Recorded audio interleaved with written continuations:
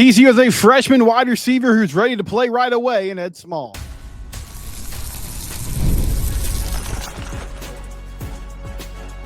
You are Locked On Horned Frogs, your daily podcast on the TCU Horned Frogs. Part of the Locked On Podcast Network, your team every day. That's right, Locked On Horned Frogs, your team every day. I'm your host, Steven Simcox. We're brought to you today by Monarch Money, your all-in-one financial planning center. I'll tell you more about them later on the show. I've been covering TCU athletics for the past 12 years. Some housekeeping notes before we get started. I want to talk about Ed Small today and his production as a true freshman, which I think will be really good. But TCU tennis plays for a national championship on Sunday night. I'm recording this on Sunday afternoon. I will have a bonus episode about whatever happens with the tennis team that'll also be up on your feeds on Monday. So if you're looking for coverage of that, it'll be there. We'll get some thoughts from you guys today. We'll also talk about TCU baseball taking a regular season series from Utah. They finished third in the Big 12. They'll play in the Big 12 tournament later on this week. Is that in itself enough for a hosting bid, or is there still work to do? But we start today with TCU football. And this is a really impressive class that they have coming in, signing class. That's already been there. A lot of those guys enrolled early in the spring.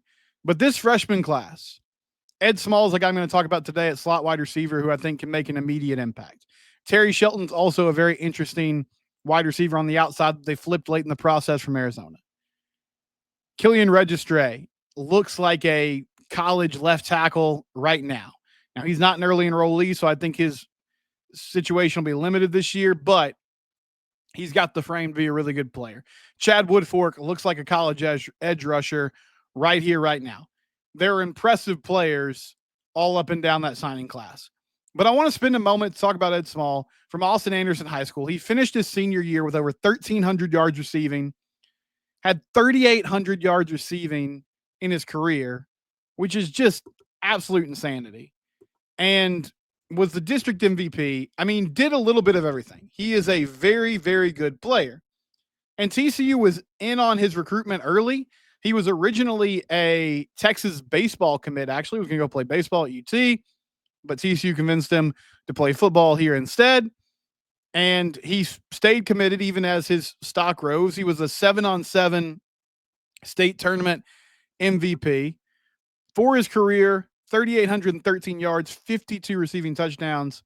Last season, over 1,300 yards, 21 touchdowns, 18 receiving touchdowns, 1 rush, 1 pass, and even had a pick 6 on defense. He's one of those guys that is just a football player. The size and the stature might not blow you away, but he knows how to get open. And I don't want to discount his athleticism. You watch the tape. This is a dude that can move. He's fast. He's shifty. He understands, outside release, inside release, how to shake a DB and get free and get open at the line of scrimmage. He's really good at running routes. So I don't want to discount that. But I think the reason why he probably wasn't as highly rated as a recruit, even though he did very well, was simply because he's an inside wideout, one, and then also he's not your typical big physical outside wide receiver. He doesn't need to be, though, and especially in this TCU offense.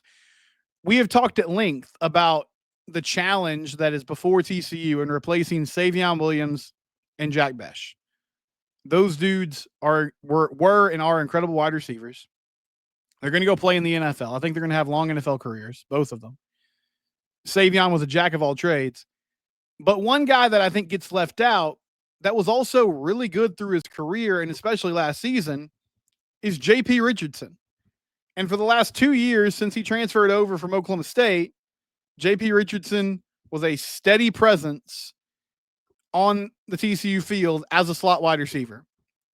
Last year, from a numbers standpoint, and he's going to go play for the Chicago Bears now, but from a numbers standpoint, had a really good season. Over his career, had a really good career. The specifics when it comes to the stats, he had 733 yards receiving last year with 57 receptions. He had 2 touchdown catches. They were late in the year. I think they're actually both in that bowl game. But he averaged about 11 yards per catch. He became a steady presence on special teams as well. Had that big punt return against Kansas that really changed that ball game and helped TCU put that game away. But as a wide receiver, he was just a guy that was able to get open. He moved the chains really well. He was a security blanket for Josh Hoover. So now Josh has to replace that. And the reason that I'm going with Ed Small as a receiver who could make a bigger impact than, say, a Terry Shelton, it doesn't have anything to do with ability. It's the simple fact that the depth at slot receiver isn't that long. I mean, Jordan Bailey, I think, is a very interesting player, and I feel like he'll probably end up being the dude that gets the nod as the starter, at least early in the season. Major Everhart is also somebody to watch. He's been banged up the last couple of years, but when he's been healthy, he's very explosive. I thought Joseph Manjack might slide over into that role because he played a lot in the slot at Houston, but it appears, at least during fall camp, reports were from Jeremy Clark that Manjack was working an outside wide receiver for the most part. So if it stays that way, then at outside wideout, I mean, you got Jordan Dwyer, Eric McAllister, Joseph Manjack, Braylon James, Jakyle Baker, Duzi Okama. All those guys are going to get opportunities. At inside wideout, it's really, the 2 or 3 players that I mentioned, and then Ed Small. And Ed's a guy that was super productive at the high school level. And while Jordan Bailey can sort of fill in some of the gaps of, now let me make this clear. I've talked before about getting him involved in the offense in different ways. And some of you throwing out the idea of like, well, what about putting him in the Savion Williams package? No, that's not what they're going to do with Jordan Bailey. He's not big enough to handle that type of physicality week in and week out. But you think about Darius Davis, the jet sweeps, the pop passes. If you watch Ed Small's high school tape, though, those are things that he did at Anderson High School as well. They used him a lot on tunnel screens, quick passing game, get the ball in his hands, let him go to work in the open field. So that's an area where he could thrive. Punt return, I think he'll get some opportunities there as well. TCU is really going to have to work hard to replace the steady presence that was JP Richardson over the last few seasons. He wasn't always the dude that was going to get headlines or the flashiest player, but he was so valuable for Josh Hoover as simply a guy who could get open, who could get first downs, who could make plays. And that's going to be sorely needed because Eric McAllister, fantastic. I'm super excited about what he can do. Jordan Dwyer. I think honestly, you have 2 guys that can go win on the outside and take the top off the defense. And maybe in a way that, Jack Besh was very good in contested catch situations. Savion, I always sort of had that vision for him, but as the year went on, they figured out a better way to use him or a more practical way to use him by moving him all over the formation. But bottom line is there's going to be opportunities for somebody to step in and be that every down type of, hey, I'm going to catch the ball, I'm going to move the chains. And with Ed Small, you're talking about a guy who can also take the ball and make a move and house it, or take the ball and make a move and make an explosive play. There's a lot of possibilities with what he can do with the football in his hands, along with Jordan Bailey, along with Major Everhart. I don't think this is taking their reps away. I think this is just somebody who has been so effective from the moment that he stepped on campus and the moment that he started practicing with the team that the coaching staff is really forced to let him get out there and go to work, because it's like, okay, if he's going to be, a positive influence for us, if he's going to be somebody that we can use on a weekly basis to make plays, then we need to get him involved in the offense. So I expect to see a rotation there. I think Ed's going to be a big presence in this offense. And it's another one of those kind of subplots of the year. Yes, you're replacing a ton when you lose Savion and Jack, but also you lost a guy in the slot who was a huge part of what you've done.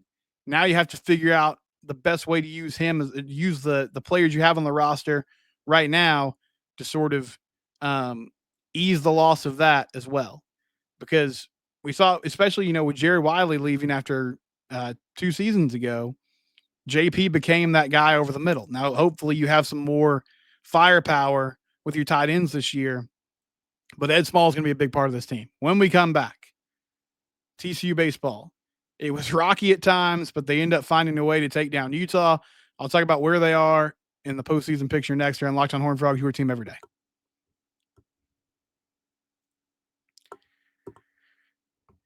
I get paid on Wednesday from my job. My wife gets paid on Thursday, and we were having this discussion over the weekend. Okay, Payday's coming up. We think we're gonna have this much money, but inevitably, like what bills are coming out, what still needs to be paid. Got to pay electric bill this week. Daycare is always an expense that comes out every Tuesday. We have that built in now with Monarch Money. And if you could use code Locked On College, you can get 50% off your first year at monarchmoney.com. Finances can be stressful. I don't know if there's anything in a relationship that can put more stress on it than finances and how you use your money and how you stay afloat. Make it easy with Monarch Money. You can put all your accounts in one place so you can see, all right, here's what we're doing, here's what our plans are. And it's not just a budgeting app. Yes, it'll help you by cutting out those recurring payments and subscriptions that you might not know about, but it's also a financial command center. You can build wealth, you can track your investments, you can do all sorts of things with Monarch Money. Give it a try today. Why not when it's 50% off when you use code Locked On College? That's your first year half off when you use code Locked On College. Go to monarchmoney.com. Do it today. All right, so TCU takes 2 out of 3 from Utah in Salt Lake City over the weekend, and in doing so, they finish the Big 12 regular season with a 19-11 record. That's good for third place in the Big 12, behind West Virginia and Kansas. They will play the winner of Kansas State and Houston on Thursday evening. I believe that game's at 7:30, but it's the last game of the day at Globe Life, so maybe factor in 30 minutes to an hour at least of a delay just because they got to get all those games in. And you never know with baseball how long it's going to go. But bottom line, Frogs finished third in the conference. A solid season overall, solid regular season, still work to do. But the big story of this to me, I'll start with the positive. They had a huge 13-5 victory on Thursday night, scored 9 runs in the top of the 9th inning after being down 5-4, and it looked like they might end up losing that ball game. They come back on Friday. Caden Parker gives up 7 runs, only records 1 out, and that out was an outfielder throwing out a Utah runner at the plate. So it wasn't like he struck somebody out or got a ground ball, fly ball. It was a great play by TCU outfielder to gun down a runner at the plate and get that out. So TCU fought back pretty valiantly, but they ended up losing 8-6. And then on Saturday, Frogs had the lead for most of the ball game. Things got a little sideways late there, and then they were up 5-4 in the 9th. Luis Rodriguez had thrown a couple innings, and he threw a couple innings on Thursday as well. 2 outs, runner on first. Now, Luis had walked that batter, but Kirk Saarloos goes to Noah Franco in a lefty-lefty situation, which I thought was a very curious decision. But Noah gives up a single. It gives him another single. Tyne run scores. Now, to Noah's credit, he ends up striking out the next batter. Frogs score in the top of the 10th to make it 6-5. Utah ties it up again in the 10th to make it 6-6. TCU finally wins in 11 innings, 8-6. As it stands right now, I think TCU is going to host a regional. Now, it would certainly help if you could win 1 or 2 games in the Big 12 tournament. Remember, change this year. It's single elimination now. But when I think about this team as a whole, we've discussed the inconsistencies, and a big part of that is they're just young. You see the inconsistency on offense. I think especially when they're facing solid pitching. It's just tougher to generate runs. That's true for everybody, but it's especially true for this TCU team. The concerning thing to me right now, if they played in a regional tomorrow, Tommy Lepore is going to be your first starter. Now, if they end up being a 2 seed, maybe Kirk takes a risk and throws somebody else out there and tries to steal a game. But the way this pitching situation is working right now, I don't see that. But anyway, more than likely, Tommy Lepore is your number 1 starter. He struggled lately. Gave up 5 runs against Utah on Thursday. Had a tough start against Cincinnati. Had a start against Arizona that wasn't really bad from a numbers standpoint, but he didn't have his usual control. He was walking guys. It was a rough scene. Caden Parker right now is just in a real bad way. I mean, didn't even record an out on Friday night. And it's getting close to, it's not exactly like this, but if you remember Johnny Ray a few years back, at one time was like a legitimate number 1 Friday night starter, had some injuries, and then in Jim Schlossnagle's last season, Johnny just kind of melted down the stretch and got to a place where he couldn't even really get guys out. And so they made an adjustment going into the regional series to get away from him as a starter And then they went with Chuck King. It didn't end up being a huge deal because they got eliminated earlier than they thought. But bottom line was, it was kind of a similar situation where this used to be your number one guy, and then slowly, because of injuries, he fell out of that, and then he could never get it back. I hope Cademan can figure it out, but they don't really have any time to figure this out. That's the thing. You don't have much pitching depth, and it's single elimination in the Big 12 tournament. So you're only guaranteed one game, right? It's not like it used to be where maybe you had at least 18 innings to kind of, okay, let's see what we can do and what kind of pitching depth we have. Now, I will say, Mason Brassfield started on Saturday. He ended up giving up 4 earned runs, but most of that was in his last inning. He went 6 2/3. He looked good through 5 innings. And if Mason Brassfield becomes a pitcher that you can count on to give you 5 innings, that's a big win. Because right now they got one dude that can do that, and that's Tommy Lepore. They got Tommy Lepore. You got Mason Brassfield. I don't really know what they do as a third starting option right now. I think maybe the best situation is, can Mason Bixby be an opener for you? And he came in that Utah game and did a pretty nice job for a few innings. He came in after Caden struggled. But could Mason Bixby get you 1 or 2 innings and then you turn it over to Luis Rodriguez or Braden Sloan as a long relief guy? And I know that's kind of dependent on the situation, because you might want to use Braden Sloan in game 1 of a regional. They just don't have a ton of pitching depth, and you desperately need that when you're talking about postseason baseball. If you happen to fall in the loser's bracket, you're in a massive uphill battle. If you can stay in the winner's bracket, you can sort of cobble things together, but somebody has to emerge as a potential dude. And Trevor Baumler, I think he'll get some opportunities as well.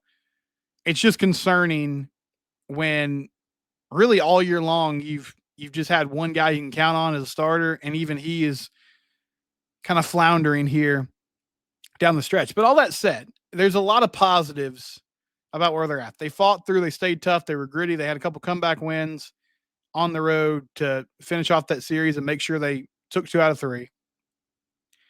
And now things reset and you get ready for the postseason. But there's a lot to get right here in very limited time to do it. And I want to briefly talk about the Noah Franco decision, because I did not understand it. And ultimately it was no harm, no foul. They won the game. But I just don't get, like, I get it was a left-handed batter at the plate. You're throwing a lefty out there. Someone on Twitter was like, well, it's lefty-lefty matchup, and Noah's got a, really good slider and a great fastball, which I get that. He does. But he hadn't pitched since April 29th. He hadn't pitched in a conference game since March 30th against Houston. And now with 2 outs in the 9th inning, you're trying to win a game with some pretty big stakes. And there's a runner on first and you're throwing him out there in that situation. Like, that just seems really unfair to him. And it didn't end up working. Now, to Noah's credit, that strikeout was huge, because it could have easily been a walk-off, and then we're having a totally different conversation. And I know Kirk's he's trying to figure, like I talked about the lack of pitching depth, he's trying to figure out these bullpen roles. That's a big part of what he's doing through the end of the season. I just didn't understand it. But at the end of the day, you get those victories. I think they can beat anybody in the Big 12. I'm skeptical about West Virginia. Kansas is the 2 seed, and Kansas is a team they swept, albeit it was at home earlier this season. When we come back, I'll get some of your thoughts, and we'll also briefly talk about TCU tennis. That's Locked On Horned Frogs. It's your team every day.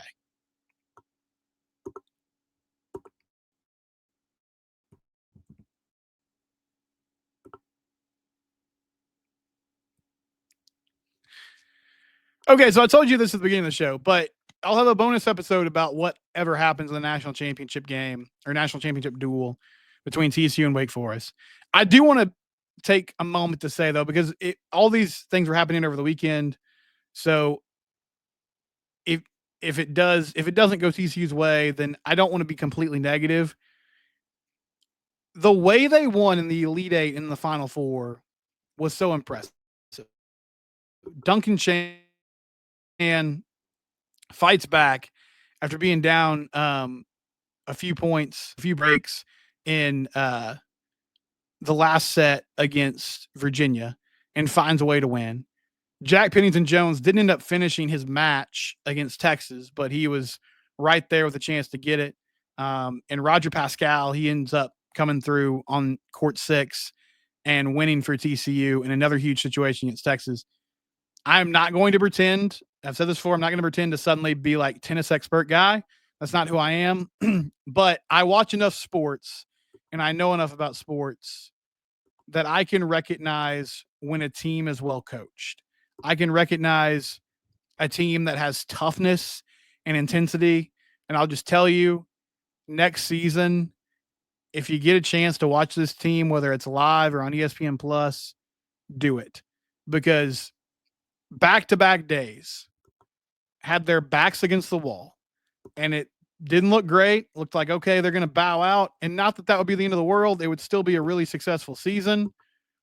And they just dug deep in both instances and found a way to win. And it was so impressive to watch. David Roditi, like, he's created an incredible culture there that needs to be respected. And honestly, like, I think, and I'm sure they're doing this. I know TCU coaches, they seem to have great relationships. I know they're trading notes. But I think there's a lot that other programs could learn by hanging around the way that they built that thing, because it's chemistry is somewhat related to winning, right? Like when you're winning and when your team's good, you usually have good chemistry. But at the same time, it's super impressive the way they root for one another, the way they cheer for one another. It jumps off the screen, and it's hard to ignore the success they have on a year in and year out basis. So, found a way to win the doubles point against Virginia and Texas, gutted out some wins in singles, took home those trophies, and now getting a chance to play in the national title game. Again, I'll have a bonus episode covering that. But I wanted to give them a moment to just talk about how awesome it was and how cool it was to watch that team over the last few days. I talked about TCU baseball on Friday and also talked about TCU and kind of where they stand in the Big 12.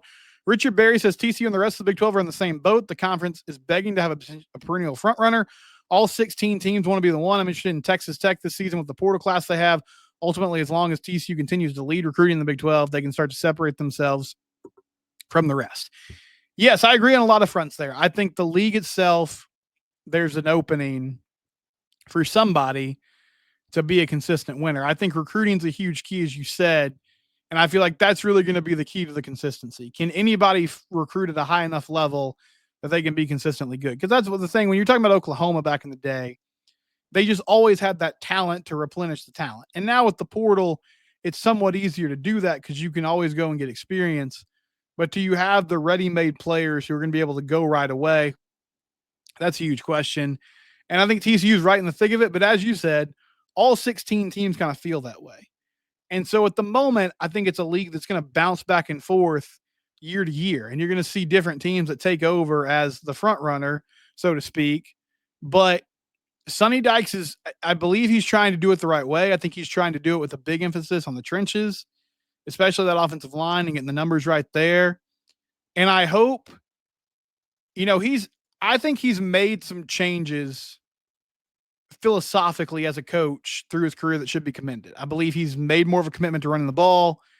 He's kind of gotten away from the total air raid that the late great Mike Leach pioneered.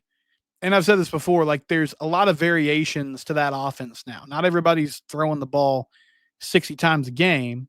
There's more balance, and they've struggled to run the ball the last 2 years, but I don't think it's been by design.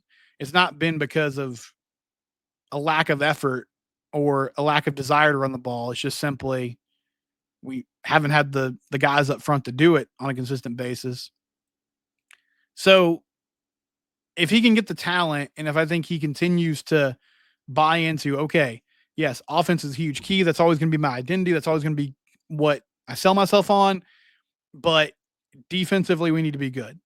We need to be able to run the ball. We need to be able to play complementary football, to bleed the clock at times, to win games in different ways. And you saw a small example of that. I mean, I know it wasn't the most riveting game to watch, but that game against Utah, 13-7, I mean, Utah had their chances, but TCU hung in there and won the game. Not that you want to do that every week, but you need to have that ability to win games in different ways. We'll be back tomorrow. It's Locked On Horned Frogs, your team every day. We're free and available wherever you get your podcasts. Please subscribe to the YouTube channel as well.